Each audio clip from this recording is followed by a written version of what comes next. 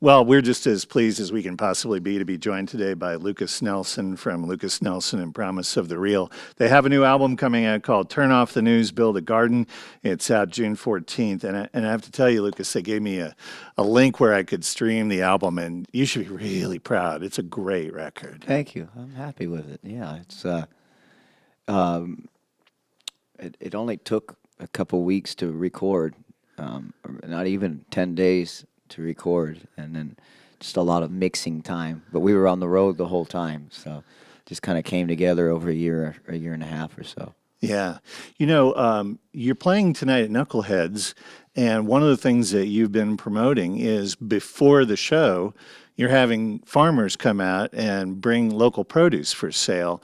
And, it's a really interesting concept, but it also speaks to one of the pervasive themes of the album. Yeah, well, I always like to practice what I preach, and I think that this is an experiment the way we've been doing it. Sometimes I think that farmers will come to us, but I think it makes almost more sense we're just working out how to do it. But we had two very successful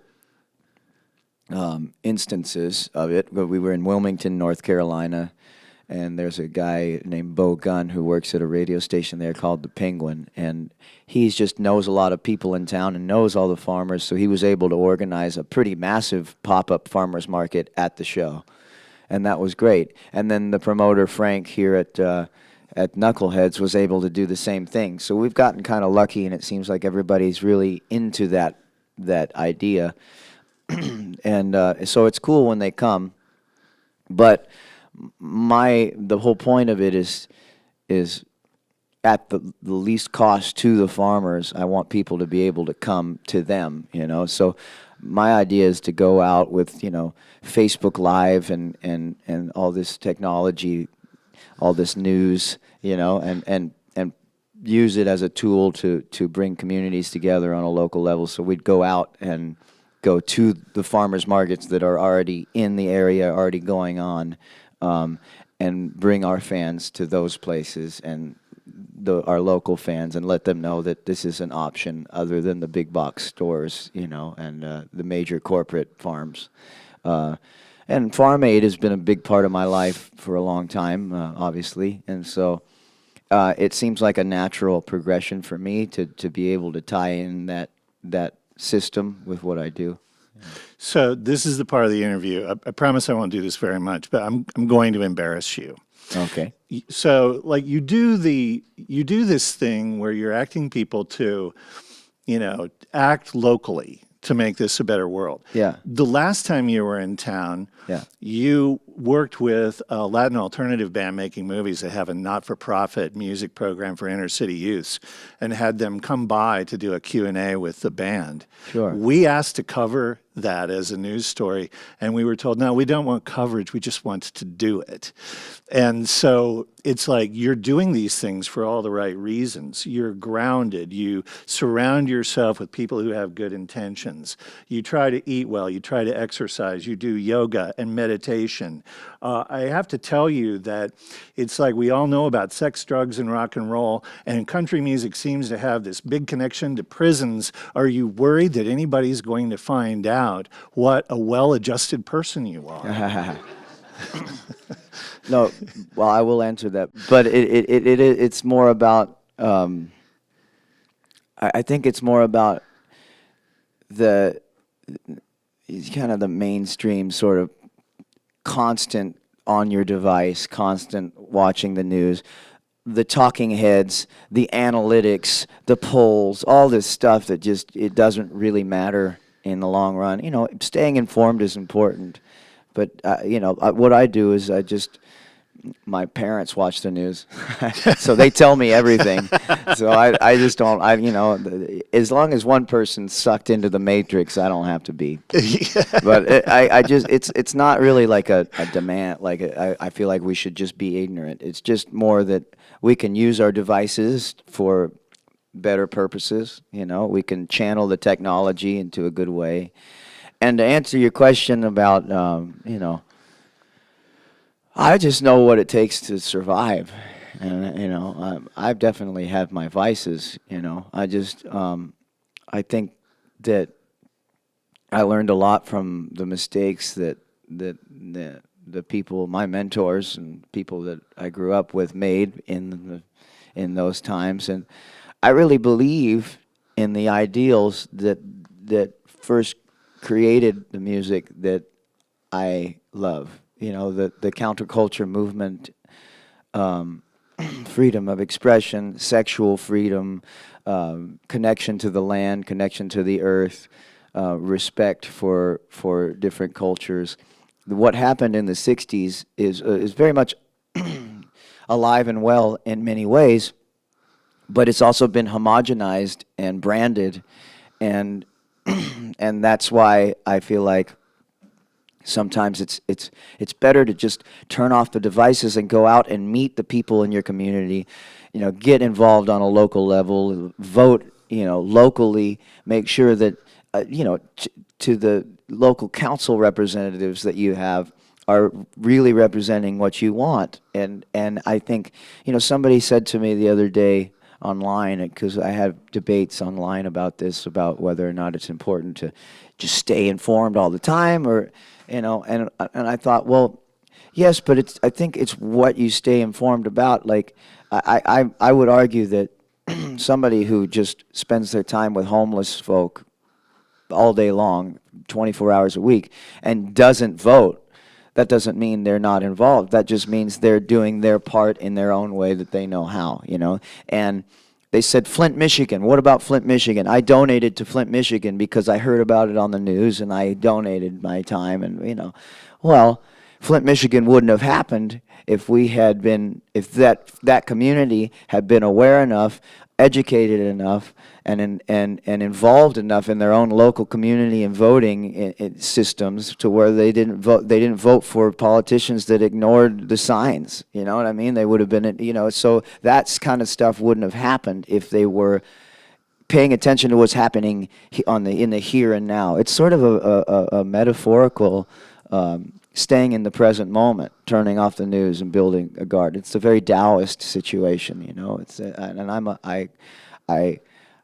I don't know what the Tao is, because I don't think you can, but I think I try and follow that presence as much as possible. You talked about recording the album, and one of the phrases that was used was productive hangouts. And I think about my hangouts, and my hangouts are not with Willie Nelson, Neil Young, Margot Price, Shooter Jennings, Sheryl Crow, and the list goes on from there. You've got a lot of really cool people on this album. In fact, the title track, the one we've just been talking about, got two versions. One of them features Sheryl Crow, and the other one features Neil Young. Yeah, well, the one with Neil is the acoustic version, and that's got the F-bomb in it. That's interesting. I've got one version with the F-bomb and one without. And yeah. Sheryl wanted to do Sheryl. I had the F-bomb in both of them, and Sheryl said, "Well, I want to play this song for my kids." I said, "Oh, you're right, Sheryl. You're right. So I took that one off. Actually, Neil was the first one to say, "Hey, you should maybe have a version without the F-bomb in it." And I was like, "Oh yeah, you're probably right, because people be able to play it for their kids." But Neil played pump organ on that acoustic version, and that's just all he does on the album. It's funny that everybody goes featuring Neil Young, and it's like, well, yeah, I guess he's just playing pump organ, but it's really cool, a pump organ. You hear it throughout the song, and so that's Neil, and that means a lot to me, And but Neil's Neil, we're going on tour for we're doing a bunch of shows this summer. We're in Europe. We're doing Hyde Park with Bob Dylan, and doing Bottle Rock earlier than that, actually, and a bunch of shows in Germany, and so I don't know that they're inspiring people for sure, but I would argue that everybody in their life has inspiring people. Inspiration it should be, I think, a part of everybody's life, no matter where you come from, where you are, and whether they're in the public eye and everybody knows who they are or not doesn't really matter. I don't think that fame necessarily makes one more or less inspiring. I find that I've been inspired by certain things people have said to me in the service industry that just sparked my fire inside. Little tiny sutras and wisdoms that you would never expect somebody maybe who was taking out the trash for, like some custodian would say. It's like, oh, wow, that they actually have it figured out. Yeah. And it really doesn't matter where you come from, I think. Or who Speaking you of are. inspiration, you are a big Traveling Wilburys fan. Oh yeah, I love them. Yeah. There's one song on there that just clearly feels like it was inspired by Roy Orbison. Where does love go when it dies? Yeah. Yeah. It was. Yeah. And Bad Case was inspired by Tom Petty. I was going to talk to you about Bad Case, but sort of like as a sort of an interesting little sidebar. I was going through the notes, and when I saw the listing for what everybody played, I had to go back and listen for it. And sure enough, it's there. Logan from your band Yeah. is listed as a multi-instrumentalist. Yeah. But the thing that he's doing on that song is Tuvan throat singing. Oh yeah, he's doing it. It's really, he does a lot better than I do, but he It's you can hear that prominent on at the the drone, end. and the drone at the end. Yeah, Yeah. it's pretty cool. But these folks haven't heard it, right? No, we've been playing it on the air. Well, Bad Case. Yeah. Yeah, but you haven't heard the rest of the songs we're talking about. Yeah. And June 14th. yeah. Okay, June 14th. Everybody, you'll know exactly what we're talking about then.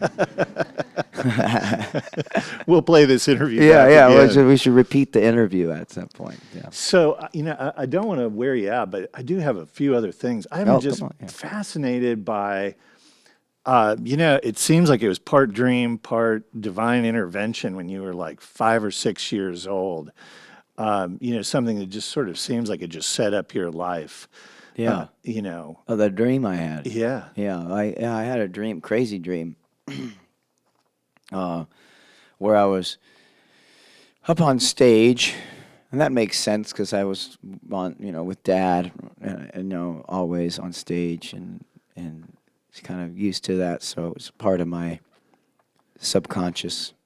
And then, but I had this dream that I was up on stage, and I had a lot of stage fright. I was very terrified, and there were like millions of people. It was a dream, right? So there could be millions. There were millions of people. A sea as far as the eye could see of people like waiting for me to do what I was going to do. And a voice inside, the same sort of intuition or voice or whatever it is that has it's come to me in many other occasions and advanced me or taught me things that helped me kind of be happier as a person. But the voice said I was looking out at the audience through my eyes, and the voice said to shrink all of my conscious awareness down into this area and just hide there and feel comfortable and safe in my chest and look out at the audience and then sing from that place. And I did, and the crowd went crazy, and it was just this, and I woke up, and it was this I felt like, oh, well, number one, I'm not afraid to be on stage anymore. Number two, this is what I want to do for the rest of my life. And later on, it wasn't until much later that I looked back on that dream that I never forgot, and I thought, well, this is interesting. It's kind of like a metaphor from coming from the heart. You have to live in your heart, in order to alleviate fear or to get rid of fear. So you picked up the guitar around the age of 8 and started playing it, Yeah. partly to be closer to your dad. You started writing songs, and at the age of 10 or 11, you wrote a song that your dad covered on one of his records. Yeah. That was inspiring for me also, because that made me think, oh wow, well, because I knew that was a good song. I was very. It's called "You Were It," and I might even play a little bit of it, actually, because I'll play the first verse. See if I can remember the second, but I'll play the first and the chorus. But it's the chorus is, now I'm fine, all the pain is gone. I once had a heart, now I have a song. And I was 10 years old, so I'd never even been in love before. Chris Christopherson Yeah. asked you if you were going to be a songwriter. And you said, "Oh, I don't know." And his He said, response, I don't have a choice. Yeah, you don't have a choice. You're already a songwriter. yeah. So all these guys obviously provided inspiration for me to keep to believe in myself. So you started playing with your dad off and on when you were about 14. The thing that I really love is that when you were 16, Bob Dylan goes to your parents and asks if it's okay if he takes you out on tour. Yeah, and my mom said no. I mean, this is just surreal, Yeah. It just so. To be fair, I was already on the road with my band as much as possible, and then with my dad as well, and so, and I was in school, so she didn't want me to quit school, I think. Yeah. And I'm probably grateful for that, because it also helped me to cultivate my own skills and my own songwriting. And if I'd have gone and been Dylan's guitar player and maybe just done that, maybe I wouldn't have had the experiences that I had. And I think Bob also, Neil, it's funny, I told Neil this story kind of when I first met him, when I first started hanging with Neil about 7 years ago or so. And he said that, I think maybe Bob did that to give you confidence, too. He asked you, maybe knowing that you would say no, but to give you confidence that, Your relationship with Neil Young almost seems metaphysical in a way. You loved Neil's work. You knew his songs. Mm-hmm. You connected with the drummer in your band, Promise of the Real, Yeah. at a Neil Young show. Yeah, that's how we met, yeah. And that's kind of the night that Promise of the Real was born. And Promise to the Real came from a song called Walk On, which is from On the Beach. Right. And the thing that really fascinates me about that is you all listened to that song that night, but I'm pretty sure at that point in time that album was like out of print. There were 4 Neil Young albums that you couldn't get for a long time. Yeah. Well, we were pretty die-hard fans. Yeah. And, Yeah. I mean, they were bootlegs and shit. Yeah. All that, but. Yeah. But there was the Time Fades Away was one of those albums. It was like a lost album. Yeah. And L.A. was on that record. Yeah.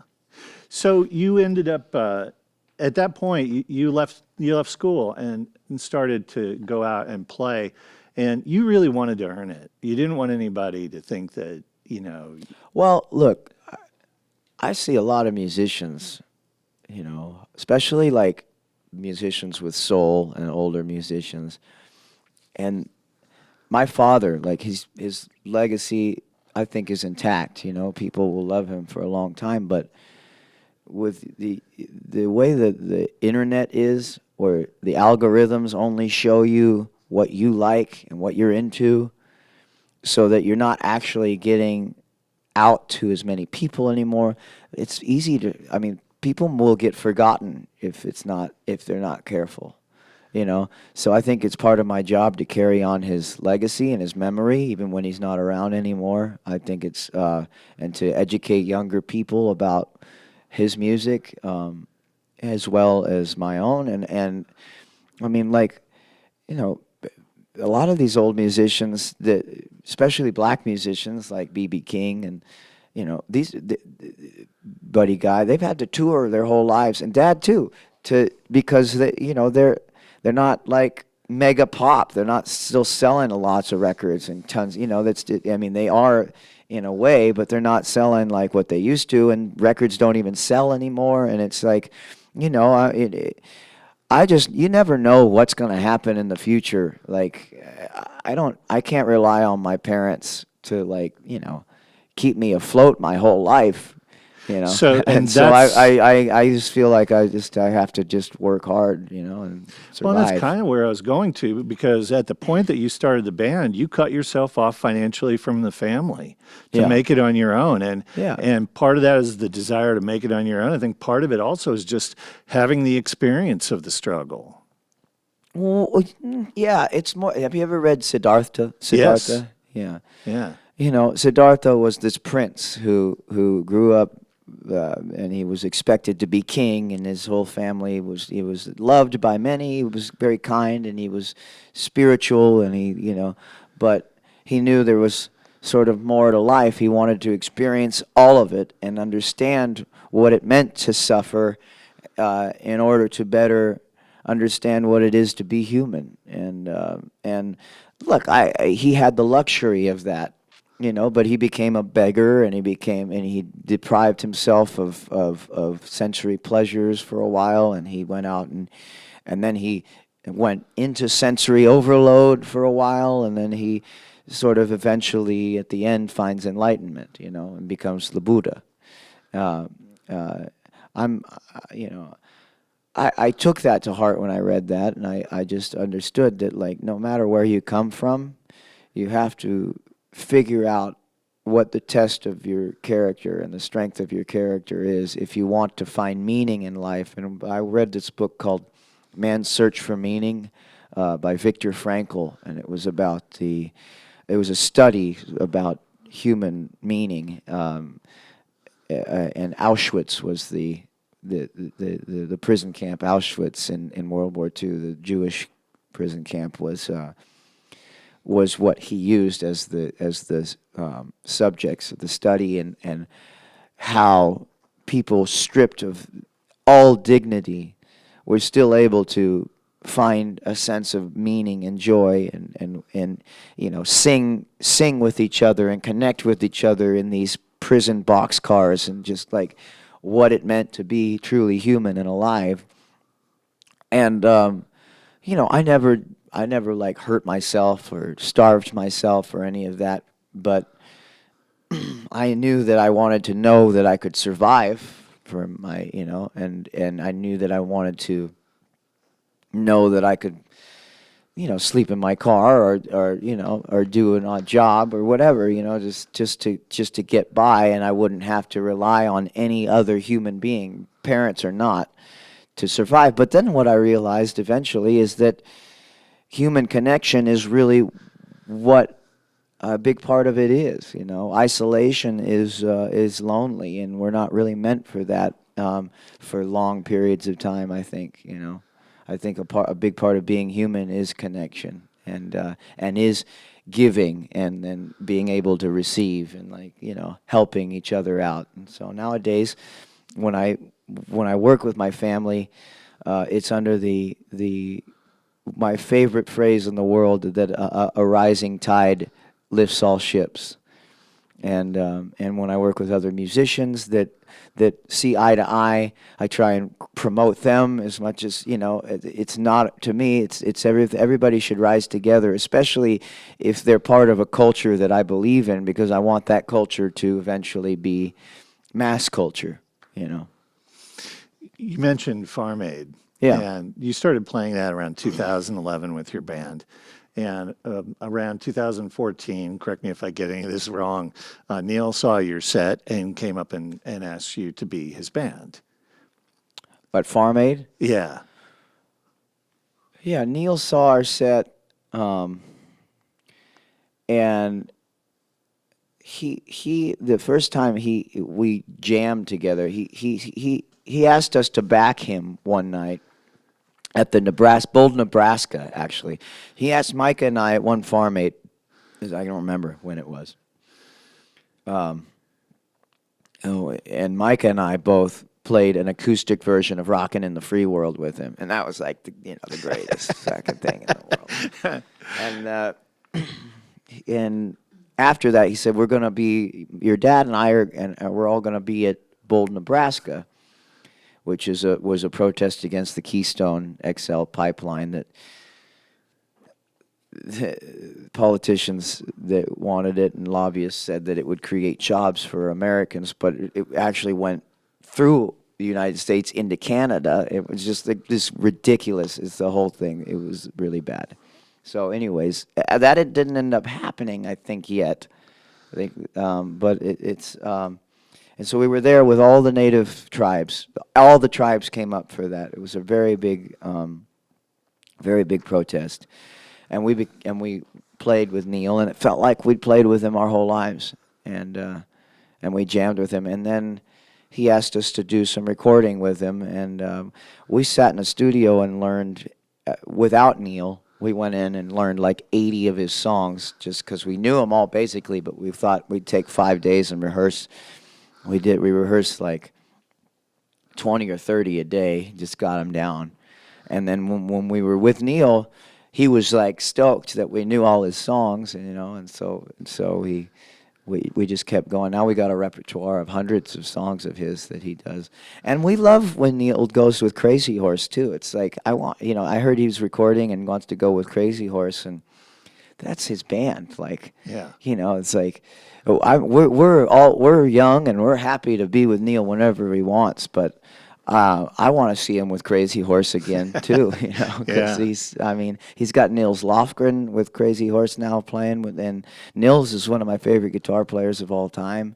That Tonight's the Night was really my Neil record. I love Tonight's the Night. Yeah. And so Brilliant record. yeah, there's a song called Speaking Out, and the guitar solos that Nils Lofgren does on that, he has these harmonics and this incredible. It's incredible. It's so beautiful, his tone and everything. He's one of the greatest guitar players ever. He plays with the E Street Band as well. Sure. And He's had some really interesting solo records too down through the years. yeah, he did. Yeah. So you were playing with Neil Young, and you're playing at a huge festival, and a Neil Young fan named Bradley Cooper comes to Yeah. see the show. Yeah. And the thing that kind of surprises me about this story is Bradley Cooper's a huge Neil Young fan, but he spends the show watching you. Well, he was working on the Stars Born idea, and I guess he saw me and said, "Well, I want that guy to help me be more authentic on stage and in the film." So you use Woody Harrelson as a go-between. Right. Yeah. And then initially it sounds like it was just like, okay, show me how to move like a rock star. But by the time it's done, you've written like 8 songs on the soundtrack. Yeah. Yeah, we did that. And you're in the movie. Yeah, we did a lot on that film. I'm very proud of my band for that. I pushed for them to be on it, and obviously they did a great job, and they played on that song "Shallow." That's us. You hear that? That lick I wrote. Yeah. And it makes me feel good to know that my band provided these pop stars with something that lifted their career beyond just pop. Yeah. And into something that meant, I think, more to them as well. Yeah. And it's the relationships that you formed, Lady Gaga having been on previous record. Yeah, well, we met while we were working on that film, and we went and took a drive one time, and I played her that song, and she really liked it, and so. Yeah, it's a great song. We know that you got to play tonight, and so we don't want to wear you out. If you'd like to play some music, if you're up for it. Yeah, let me see what I can do. It's early. Yeah, just let me know when you're done. Okay. Lukas Nelson is in our studios live performing at Knuckleheads tonight. The new album is called Turn Off the News, Build a Garden, and it will be available June 14th. I guess I'll just do that song. Start off that one. I have to censor it.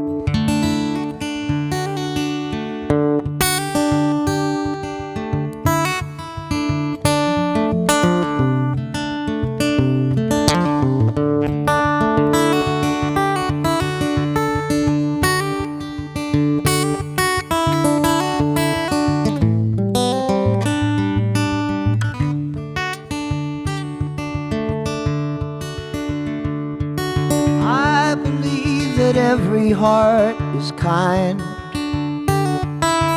Some are just a little underused. Hatred is a symptom of the times, lost in these uneducated blues. I just want to love you while I can. All these other thoughts have me confused. I don't need to try to understand. Maybe I'll get up, turn off the news. Turn off the news and build a garden, just my neighborhood and me. We might feel a bit less hard, we might feel a bit more free. Turn off the news and raise the kids, give them something to believe in. Teach them how to be good people, give them hope that they can see. Hope that they can see. Turn off the news and build a garden with me.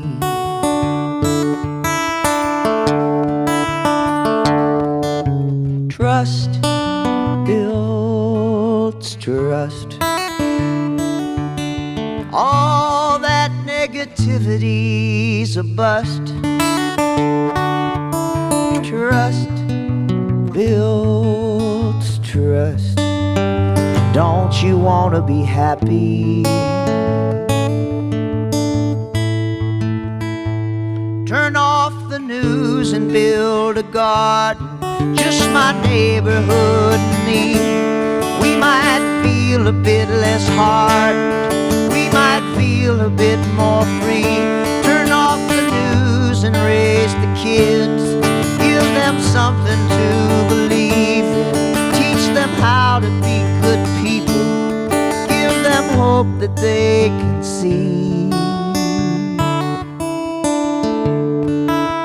Hope that they can see. Turn off the news and build a garden with me. Turn off the news and build a garden with me.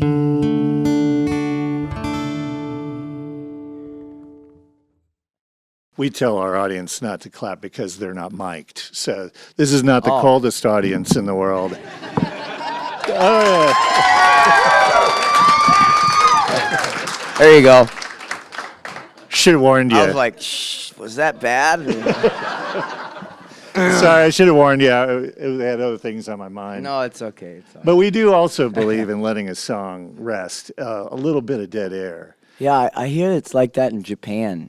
Like sometimes where like they're very respectful and they're so quiet, and sometimes it's hard for like an artist if they don't know, like they think that they don't like it. But so I'm looking forward to going to Japan anyways. I want to go there and check it out. Well, and now you've had practice. And now I've had practice.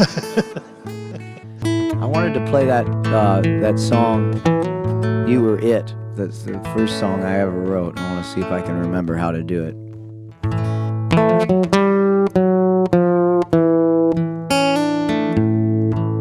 You were it, the one, only one who understood it all.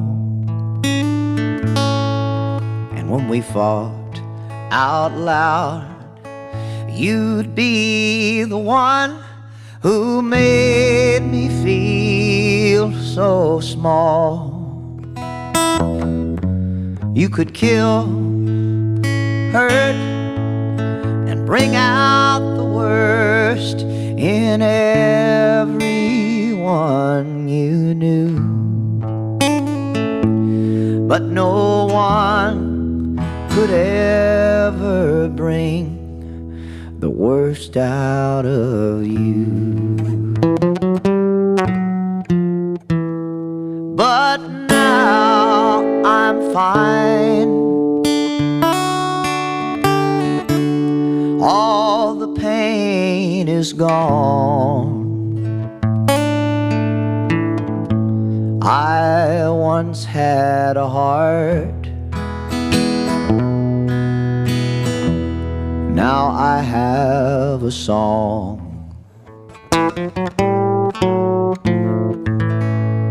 I don't remember the rest of it, but from the record, there's another song that I wrote. This song I wrote when I was like 16 years old. No, I was like 19, and I played it, and I showed it to somebody, and they thought, well, it should go this other way. And so I said, okay, so it went this other way, and we put it on our EP. So it's like upbeat sort of thing. But the original way I wrote it, I still liked it. And so finally, something like 12 years later, I went back and did an original version, and it's called Mystery. Yeah, this is on. Dad and your brother. Yeah, so my dad and my brother play on it, and it goes like this.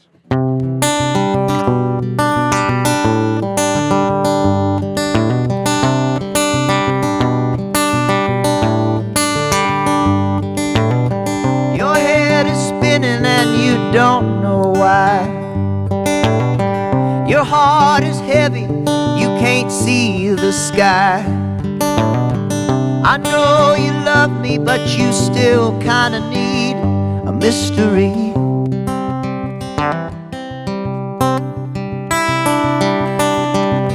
And I can switch to any speed you need. Just say the word and I will slow my feet. And let me tell you, I can easily be a mystery.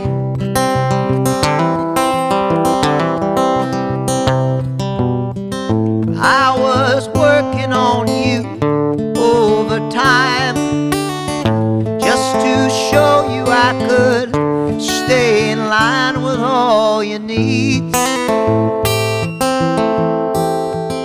But I can always be a mystery. A mystery.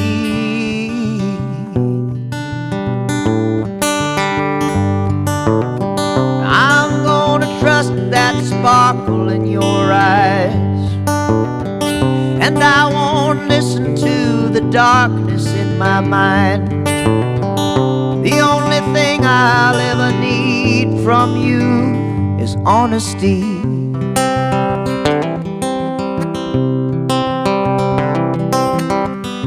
So let me take you to a love so free. It's something beautiful you really gotta see.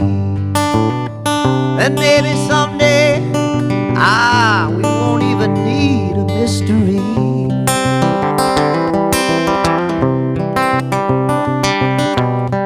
But I was working on you overtime, just to show you I could stay in line with all you need. But I can always be a mystery.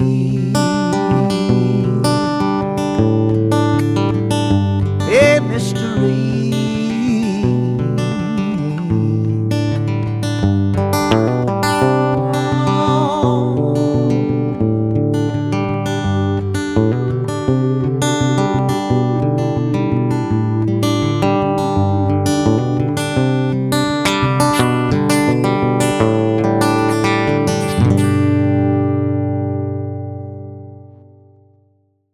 Go ahead and applaud. Yeah. Thanks. You know, it feels like after hearing those songs performed live, it feels like a special kind of torture being asked to wait till June 14th. The new record is called Turn Off the News, Build a Garden, Lucas Nelson, and Promise of the Real. It's a brilliant record. Thank you. And want to thank you for taking the time out. And I know I said this to you before when you first walked in the door, but you do not have to do these things. We know life on the road is hard. And it's just a total gift that you give to us today, and we're incredibly appreciative of it. Hey, look, I'm happy too. I actually wanted to try a little surprise for my record label. Can I try that? Oh, out for absolutely. somebody? Okay. This is a song called Bad Case, and I think I might be able to sing it. This is the new single on our record. Let me know what you think. They really wanted me to do it, and I said, no. Because I don't do it acoustic, but I like you guys. I want to try it out. So please forgive me, especially over the airwaves, if I can't hit all the notes, because it's hard to sing.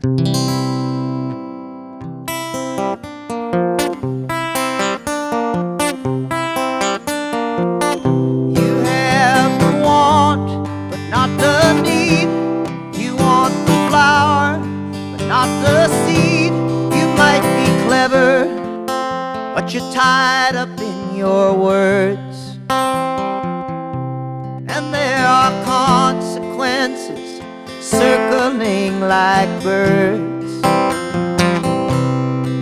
You've got a bad case of wanting what you can't have. Must be a terrible feeling. You've got a bad case of wanting what you can't have. Must be a terrible feeling. I can't help you anymore. You can do what you want. I can't help you anymore. Oh, you're too far gone. Too far gone. I was too young, now I'm too old. I was too shy, now I'm too bold. I hung around too much, now I'm too much away.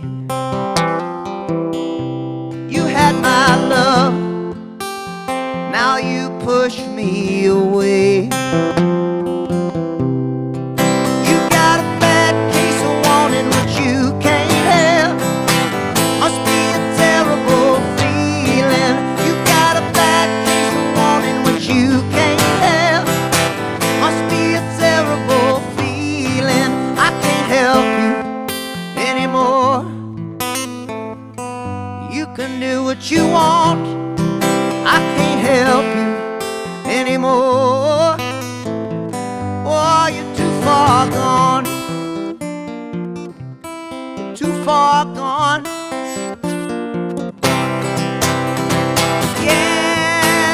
Yeah, you're too far gone.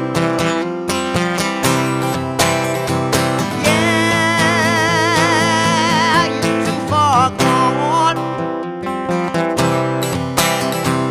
Yeah, yeah, you got a bad case of wanting what you can't have. Must be a terrible feeling. You got a bad case of wanting what you can't have. Must be a terrible feeling. I can't help you anymore. You can do what you want. I can't help you anymore. Oh, you're too far gone. Too far gone. You're too far gone. Too far gone.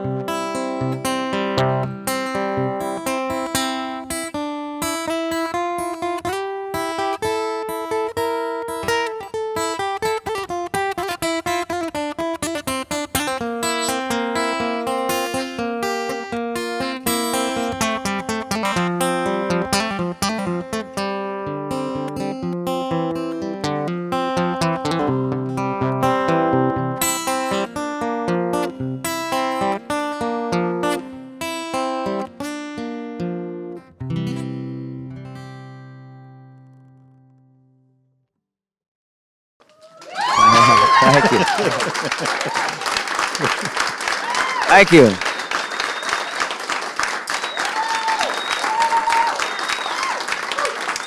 Thank you. Pretty good for not having worked it up as an acoustic number. Oh, I know how to play it, but Yeah, yeah. That's the one we talked about earlier too. Petty Yeah. and inspired, and you can hear that. by Tom, yeah, That's the best kind of tribute, right? yeah.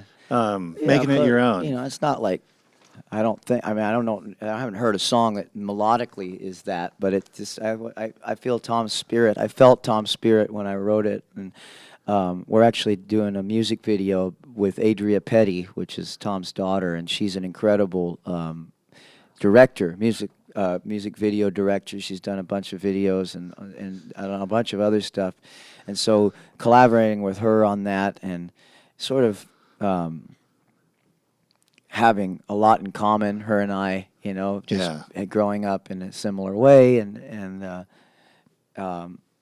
being able to sort of give tribute and be our own selves at the same time to our parents is really special for us, I think.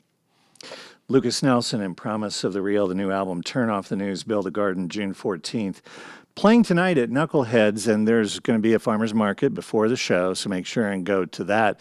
But also use this as an opportunity to make a commitment to local produce even after Lukas leaves town. There are farmers co-ops that deliver every single week during the growing season across the metro, and it's really easy to find with a quick Google search. They deliver. Like you go to a delivery, well, some of them deliver, Uh-huh. and some of them you go to a drop-off point. Oh, that's amazing. Yeah. So like I know this because I just did this with my wife, and there's a pickup point like 2 blocks from the studio. That's incredible. Yeah, you could get good, fresh, locally sourced produce. Yeah, and if you have a sense of adventure, it's really great because you don't know what's going to be in the box week to week, right? Right. Yeah, it's fun. You get your veggies that way, and do they do like perishables too, or do you have to go? Yeah, well, it depends. Some of them you can, like you buy a share and you can get a box. You can buy a half share if there are only a couple of you, if you're not feeding a whole family. Some of them have the ability to add on things like eggs and milk and other things like that. That's great because the eggs and the milk are the ones that have the most hormones and processed stuff Right. in it. You go to these big box stores and they in order to sell them in bulk they have to pump them full of stuff, and the way that they do those eggs, the cages they have, those chickens, I mean the whole thing is really bad, so I just try not to support that whole system. Yeah. Well, again, thanks so much. Lukas Nelson, Thank you. Promise of the Real, brilliant record. Thanks. Coming June 14th, Turn Off the News, Build a Garden. And as long as we got everybody clapping, let's send you out with a Thank big you. hand. Well, you guys were great too.